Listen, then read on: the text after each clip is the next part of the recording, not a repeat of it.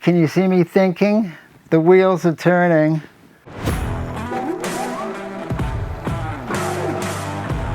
Hi, I'm Paul Brodie. We're in my shop here. We have a gentleman behind the camera, that's Mitch. He says all systems go, so here we are once again. I got a frame, it's a Ritchey, a P22, and if you look here, it's got a little bit of issues. See that? It's got a hole in the chainstay, an even bigger hole right here. So I have a couple chainstays here. So that's our mission for today. We're gonna swap out the chainstays, and then I guess it'll get repainted, not my job.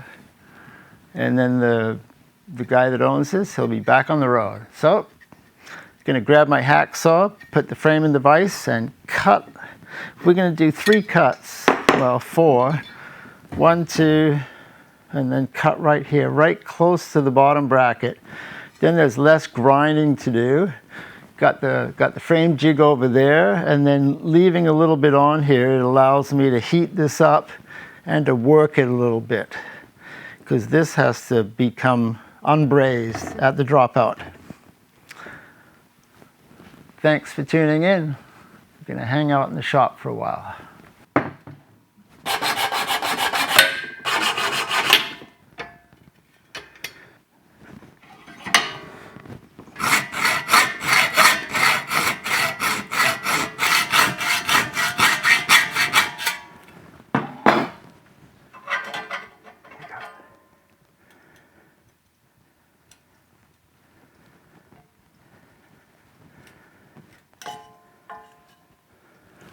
Success.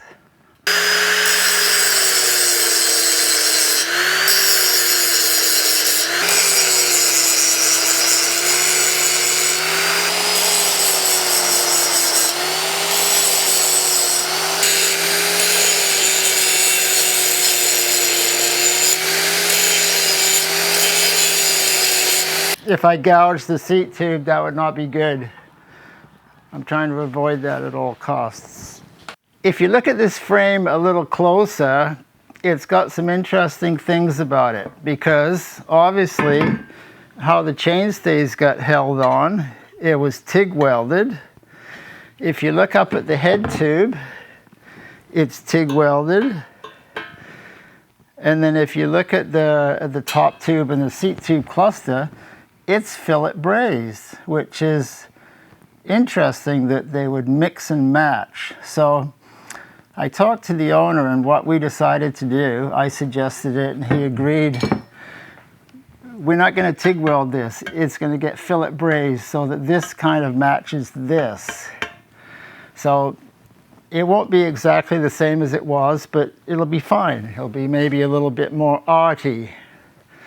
So we'll have the TIG weld in the front here, and then it's going to blend into the fillet braze to hold on the chainstays. So when you're building, you have those options. You can sometimes TIG weld, or you can fillet braze or nickel silver. So I had someone asking me, how do you know what to do when? On a frame like this, it's kind of optional. It depends on the builder, what you want to do. Because if you TIG weld it or fillet braze it, either one of those is perfectly fine. It's just a matter of what you choose to do.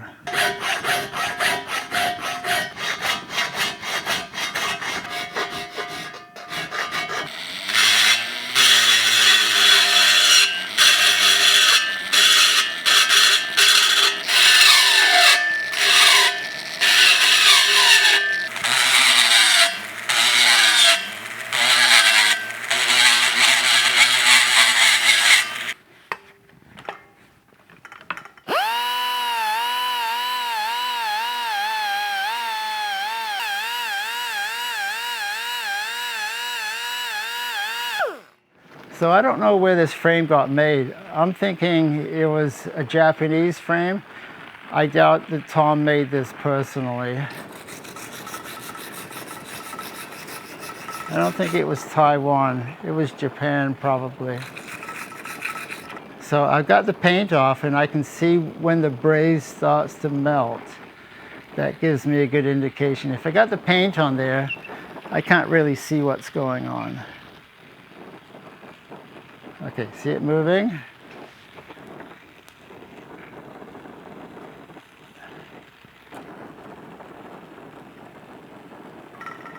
There we go.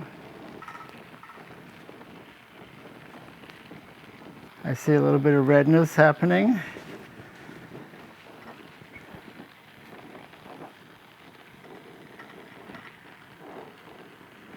It's got the wiggle.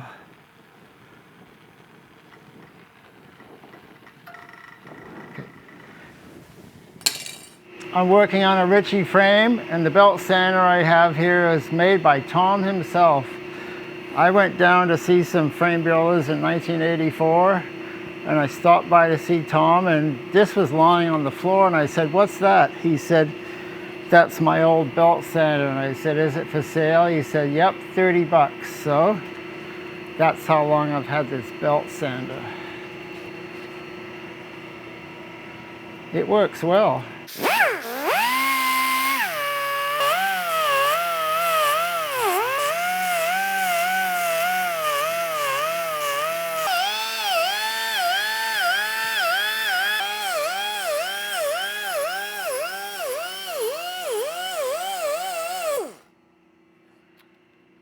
I'm sanding it so that the braze will stick.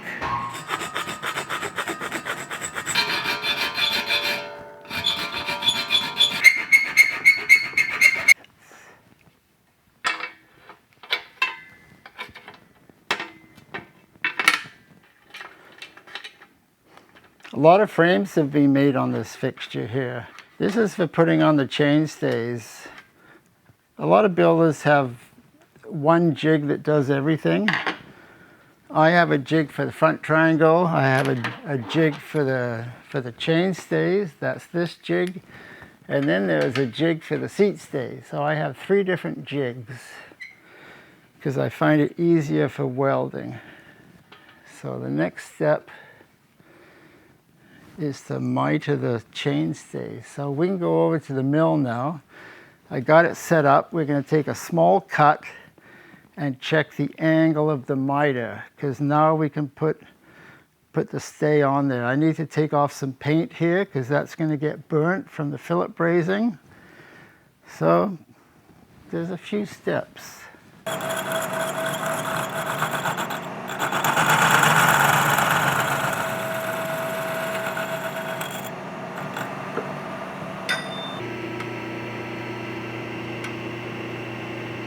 That'll work, okay.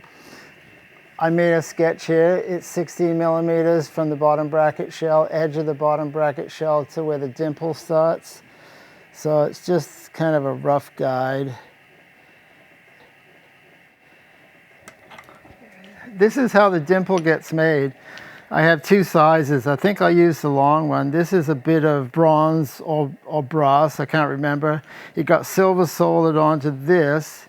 And this mounts in the arbor press on the ram. And then on the bottom, I've got this piece. This was machined out so that it supports. Can you see how that matches pretty well? So now we put this back into the arbor press. We line up the Dimpler. I'll call it a Dimpler for the lack of something else. So I'm eyeballing now. This is level. I want this to be in the middle of the chainstay.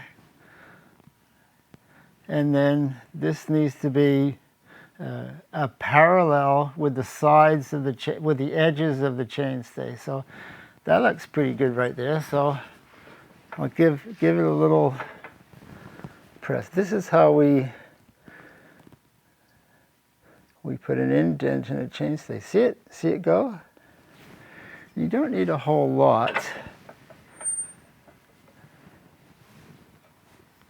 There, can you see it? It's got a little bit of a, can you see how it's narrower now?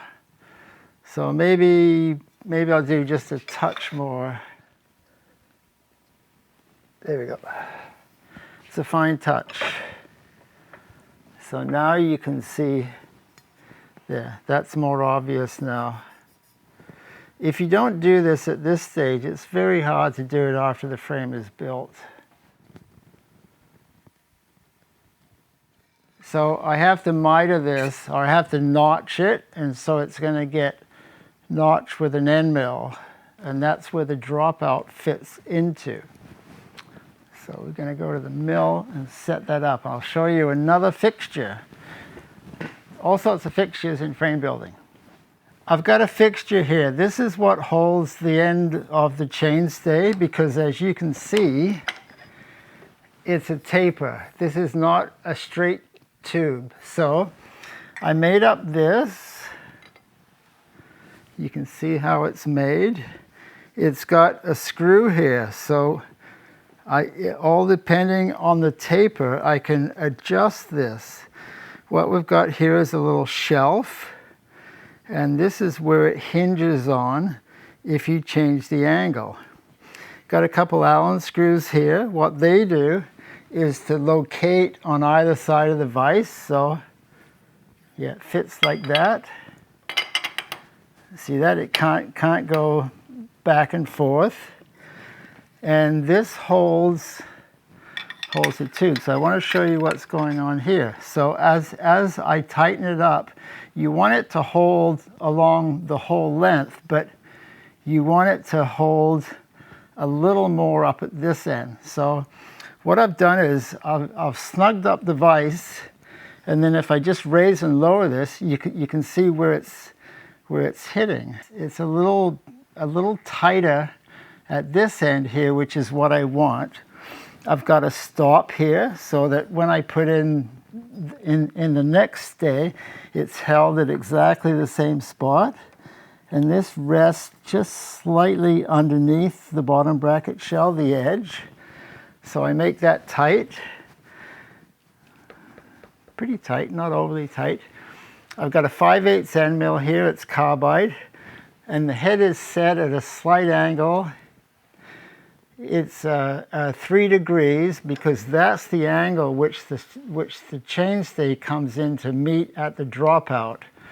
So you have to make sure you got the head angled the right way, because if you don't, then this stay becomes scrap.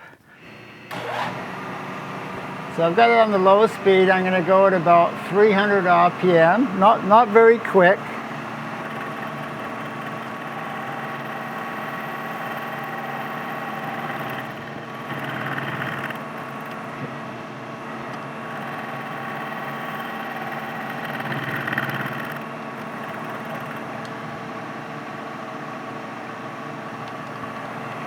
Okay.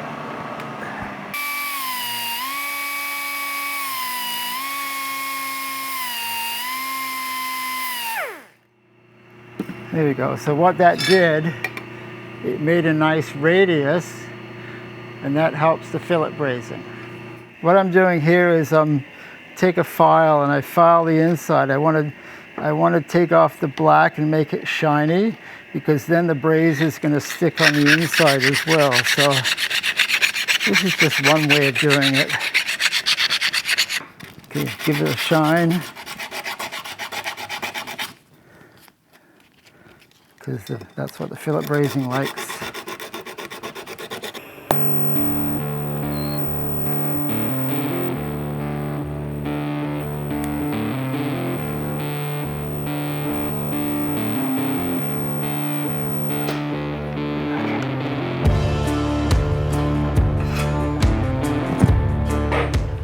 There we go. We got one pair of chainstays on. So a couple days has gone by, and I did a little bit of brazing because Mitch needed a rest, so I got busy in the shop here, and I brazed up the bottom bracket. I fillet brazed it, I filed it, and I did one side of the dropout. So can you see here how there's a big space there? You see that space? What I did on the other side, I fillet brazed it, and you see how it's all smoothed in. It's a nice little radius there. So that's what I'm going to do first off. I'm going to flux it up. We're going to grab the torch and fillet braze it, file it up, and then we're going to move on. We have to do a face and chase of the bottom bracket. We're going to align. We have to do a bridge tube. So there's a few things going on. I use a little bit of nickel silver first, and then I switch to the bare bronze brazing rod. 3/32 of an inch. This is a little bit of a lump, and this is a thin tube, so I'm not putting any heat onto the tube right now. Focus on the dropout. And the flux is getting a little bit glossy now. That's one of the signs when you're coming up to temperature. Because with the brazing goggles, it's hard to see when it turns red.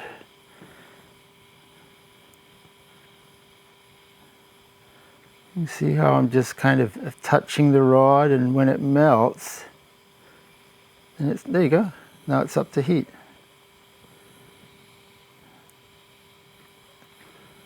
Happens quite quick when it does. Okay, I'm going to flip it over, and we're gonna fill that big gap in. So you notice how the cone is quite close. I'm not back here. I'm pretty close, so I got to get the dropout up to temperature, and then I start to spread the bronze. There, see that? Just starting to melt.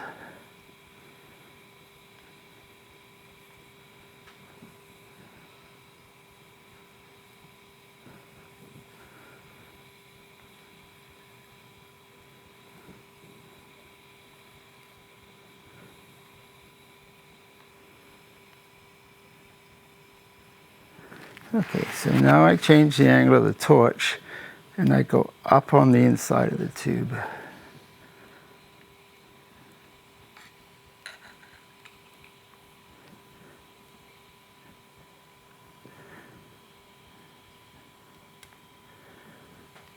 Oops, let me get rid of that.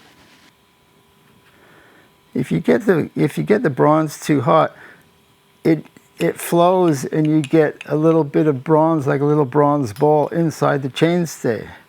And if the other end is closed up, then you have a rattle.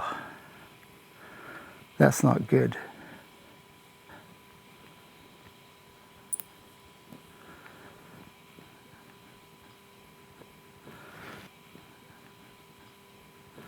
Okay, so you can see what's going on here. Basically filled it up. So now I have to smooth it a bit, because it's a little bit lumpy.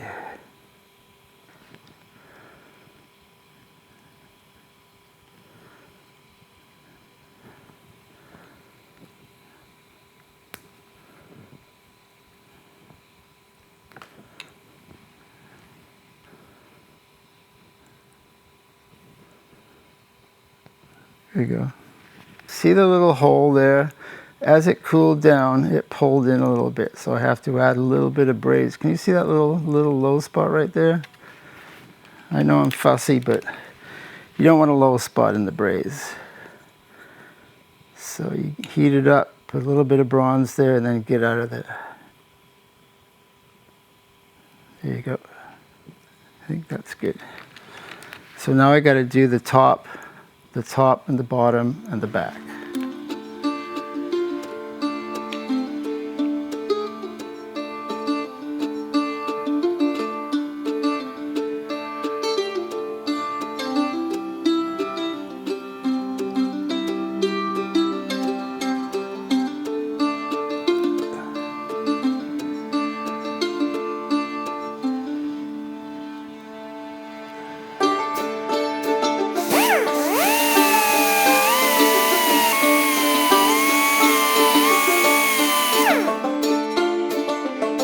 I'm not using the belt sander on this because the radius is too large, and it starts to hit into the face of the dropout. So I use a spiral roll on the high-speed grinder.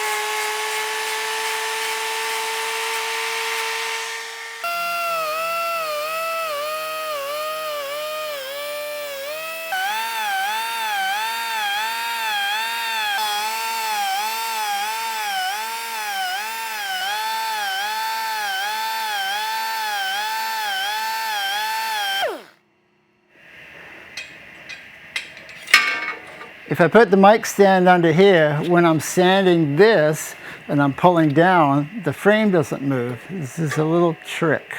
I want to sand the tops here. I can pull hard and it doesn't move the frame and the part stand. We're looking for a nice sharp edge. You see how there's a line that comes around here and it goes up and over and around? That's part of the fillet brazing beauty. So you want a sharp edge. You don't want this rounded because you did a sloppy filing job. You're looking for a sharp edge. Inside the bottom bracket shell are some threads. You can see how they're kind of rusted, and all the brazing here has made this oval somewhat. So we need to do what's called facing and chasing. It's the chasing that comes first because we are using these taps and we chase the thread. But somehow I've always known it to be facing and chasing. And the second step is the facing, and that's done in the lathe, and it makes the sides of the bottom bracket flat and concentric with each other. Maybe that's the wrong word. Parallel with each other. And we got two different taps here. One's left hand, one's right. On here I got stamped, it says fixed. So how many people know which side the fixed cup is? It's the right side because the other side is the adjustable. See how this moves? So I start this one, and then this one here is left-hand thread. See how I'm going backwards? It's going in pretty easy, but it'll tighten up. There we go. That's what I got the lever for here. This is an easier job if you have three hands. So I need to go in until I can't see the tap anymore. That's when I know I've gone far enough. There we go. That's as far as we need to go.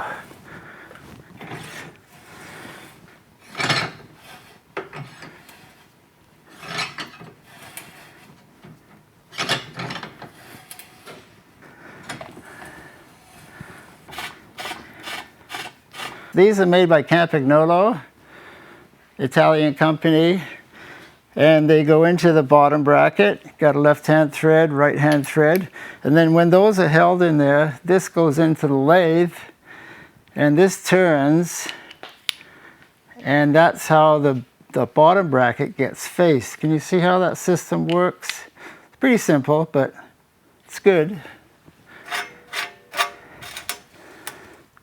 And these need to be under the surface of the bottom bracket, a couple millimeters, something like that. And they should lock against each other. There, see how they're getting tight? Oh, these ones go in quite farther, quite a bit farther. There we go, see it? See that? It's getting tight.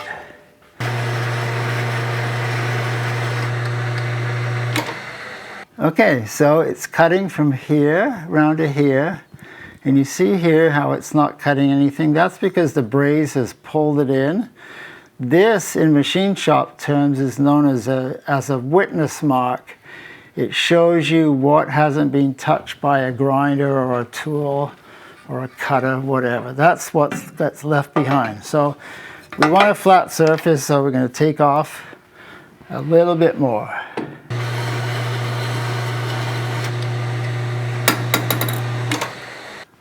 There we go, you can see a little bit of bronze there. That's fine. That's a tiny witness mark.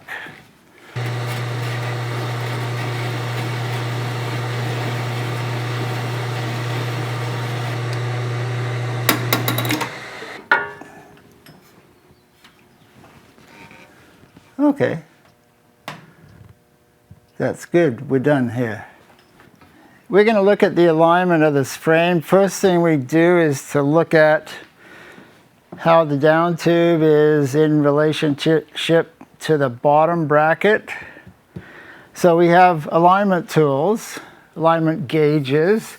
This is one that I had for, well, I still have it, years, and it's very basic. And then we did a video and I made a fancy one. It's even balanced. Look at that. So in between this and this is what we do. I rest the frame. This is wood, so I'm not going to damage it. And then I move this little part of the gauge. See how I've got one hand on either side of the bottom bracket shell? I'm pressing this into the, and that's why this just got faced, because now I have a very flat surface. Can you see how it's just touching? Okay, so I flip the frame over and we'll see what it says. Well, it's out it's out a little bit. That's not much at all. That's pretty good. If it's a millimeter or less, you could say that's good. So it seems like this isn't quite flat, but we just kind of average it. So we've got a little bit of space there. It's kind of hard. I got a little bit of movement there.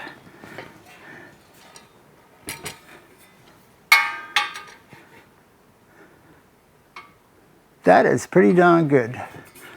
So we're just going to leave that. So we're going to go to the surface table now and we'll check head tube with the seat tube, see if they're lined up. We have a head tube alignment fixture. That's what I think we call this. I can't remember. We actually made this in a video, and there's a locking mechanism. See this locking mechanism? When you tighten this, this is a pinch lug. It grabs the 1-inch shaft. See what happens when you turn this? See how it moves it in? It locks it. So that's the cam lock mechanism. What we're doing is we need something to hold the head tube firmly.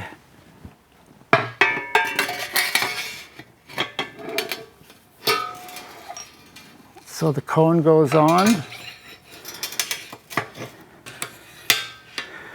This guy goes on. You have these facing up this way so that when you lock it, see that? You turn it, that is locked into the head tube. This is a small frame, it's a shorty. So what we're looking for is equal space here. Oh, look at that. Okay, so on the seat tube, there's a bulge here. This is known as a bulge butt seat tube. So we don't want this under here. So this is off the bulge. And the seat tube's resting here. We got space. And look at that. That's not acceptable. So what we do is these are known as the hooks, and the frame goes underneath like that. And then we put a couple like that. I'm going to get a piece of leather. That'll protect that a little bit. So we have to press down here now. So I've got a little bit of a cheetah bar here. Slips in there, and then I can give it a little bit of a... So I'm pressing down and it's just touching there. Can you hear it? Just touching. So now we'll check again. So you remember the gap. Ooh, look at that. That didn't move much at all, did it? So what we need is more force. So I need to be higher here.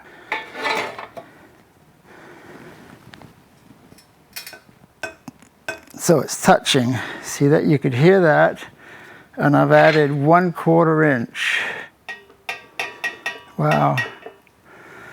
Pretty good tubing, eh? 10-gauge tubing. So I think you're getting a sense of how much force goes into the frame, and the tubing, it springs back. It's definitely quite amazing how strong these little frames are. So it's touching. just touching.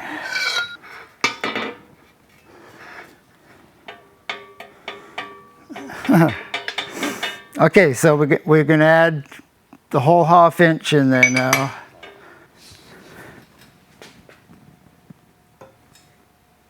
That's quite a bit of flex there, isn't it? Oh, look at that. That's very close. Okay, so we're going to add 1/8 of an inch.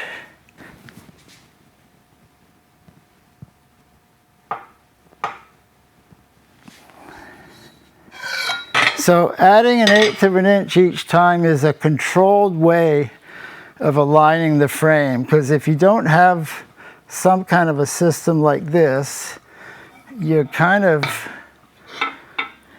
it's a stab in the dark a little bit. So this is better. What's happened here? Can you see that? Got a tiny little bit there. So we put this back over this way. So what we've done is we've gone over center just a little bit, which is actually what you want to do, because when you come back into alignment, it's much more likely that it's going to stay there. So that's what I wanted. So look, I'm going to give it a little push. That's it. See that? Just a little push, just with my bare hands.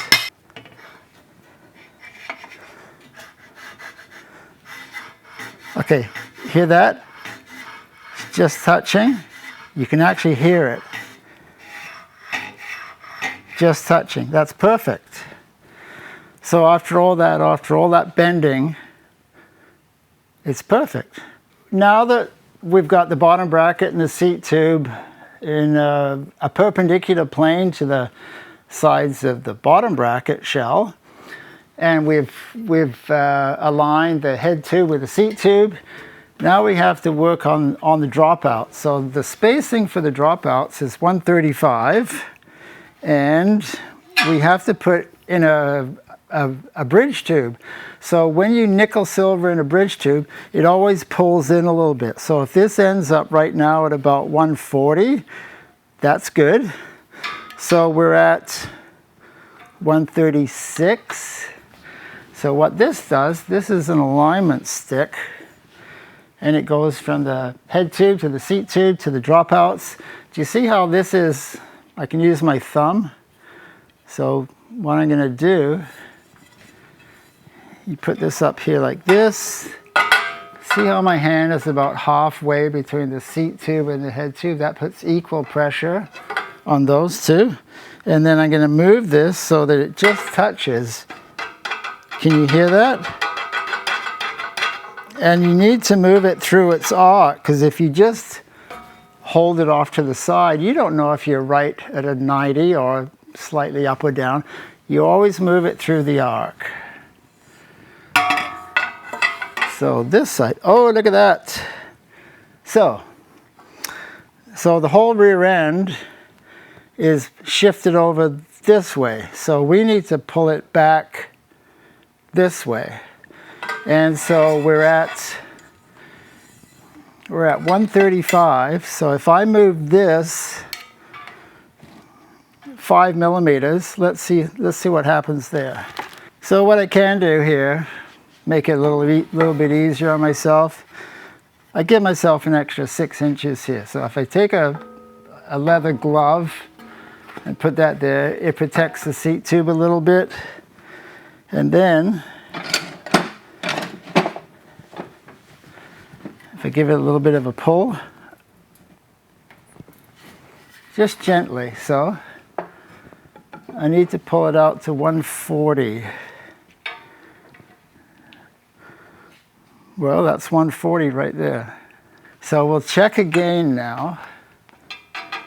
Hear it touching? There we go. Just touching.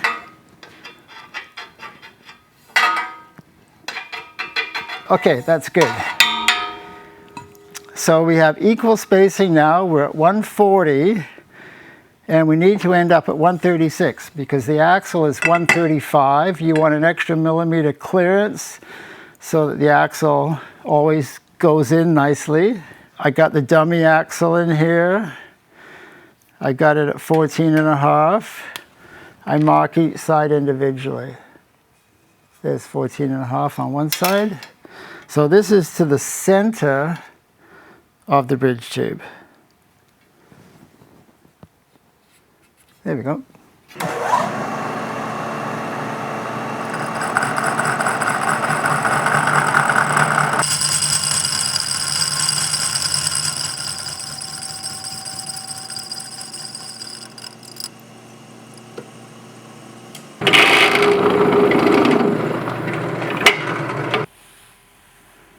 And then a tack on the bottom, right? Because if I tack on the top, it could lift up the bridge tube. So we always tack on the bottom.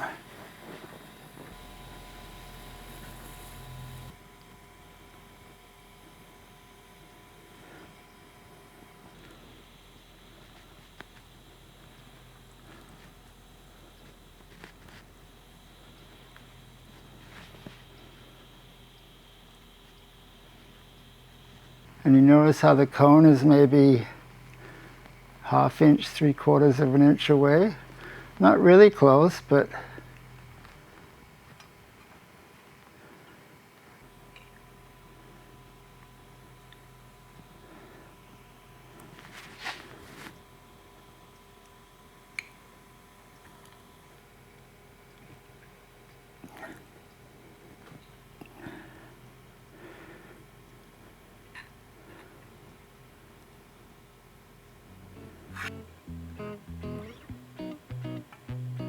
okay.